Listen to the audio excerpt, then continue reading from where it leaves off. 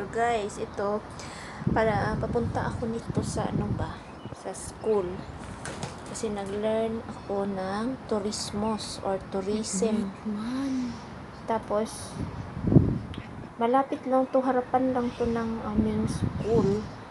At hindi ko inaasahan na pink blossom pala itong harapan nito. Madaanan ko ito at harap nito is yung simbahan na parang kasir ito, at maraming mga tao dito na nagpupunta para mag picture taking lang dahil sa cherry blossom na hindi ko alam kung cherry blossom ba ito kasi pink blossom ang tawag ko nito dito pala yung hinahanap ko noon na malapit sa school at sa church. Diyos mio, dito lang pala. Yung hinahanap ko yung time na yon, hindi namin makita-kita.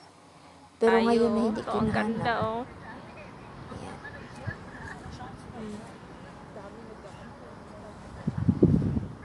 Ganda! O, diba? Ayan.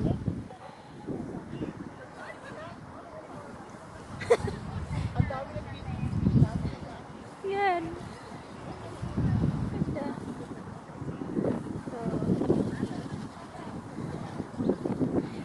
Kasi iba ang video sa selfie ay kanang one. Ganda.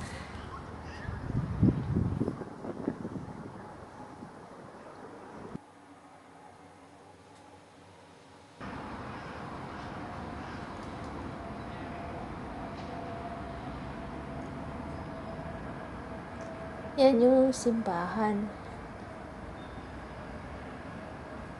Tapos ito yung sa park. Dati talaga, itong ganitong kasi napanaginipan ko itong ganito na maraming mga bulaklak sa labas, sa paano, may maraming kahoy at saka sobrang linis. Tapos ito yun, maraming mga bulaklak, white flowers pala ito. Akala ko tinanim ito. Hindi siya itinanim. Biglang tumutubo lang yan pag springtime. At parang sagbot yan sa kanila. Kasi inaalis yan nila. Sayang nga yung kuan kasi minsan may makakita akong inaalis lang nila yun ba. Sayang ba? Hindi na lang nila hintayin yung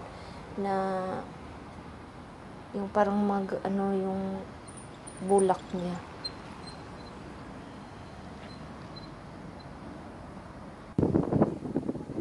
Ito yon, church.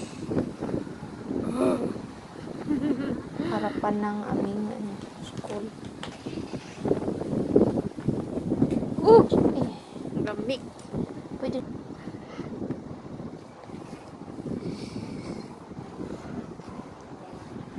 Oh, Sean.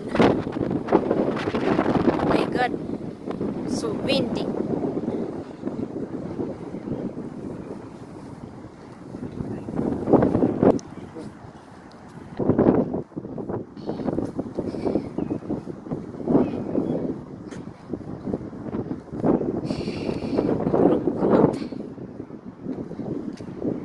Wow.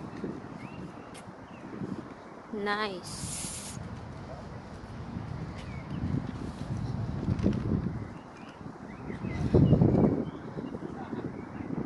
Maklaro eh.